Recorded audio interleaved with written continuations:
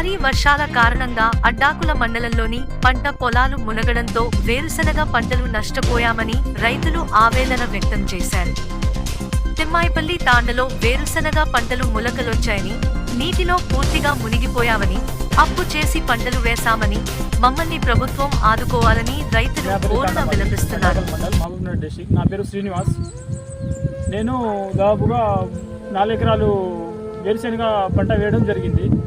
ఈ ప్రకృతి కారణాల వల్ల దాదాపుగా ఒక 5 రోజుల నుంచి అకాల వర్షం కురుస్తుంది. వర్షం వల్ల లోపల విత్తనం అనేది మొలకెత్తకుండా మొత్తం మురిగిపోవడం జరుగుతుంది. దాదాపుగా నేను 4 ఎకరాలకు 1 లక్ష రూపాయలు ఖర్చు చేశాను. మాది తిమ్మాయిపల్లి తాండా, అడ్డాకల మండలం. నేను 3 ఎకరాలు గుడ్డాసెన్ వేసిన.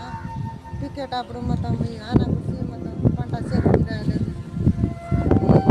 గవర్నమెంట్ నుంచి ఏమైనా సాయం చేసేది. మాది తిమ్మాయిపల్లి తాండా, అడ్డాకల్ మండల్. నా పేరు రాజు. వేరుశనగ వేసిన ఒక 2 ఎకరాలు. మరియు ఇప్పుడు వరద వచ్చి మొత్తం 10 రోజులు అయింది వేసి. వాన వచ్చి మొత్తం కొట్టుకుపోయి మొత్తం ఇట్లా అయింది అంత పలుకు. ఏమైనా ప్రభుత్వం నుంచి ఏమైనా తొందరలోనే సాయం చేసి గలరని కోరుతున్నాం.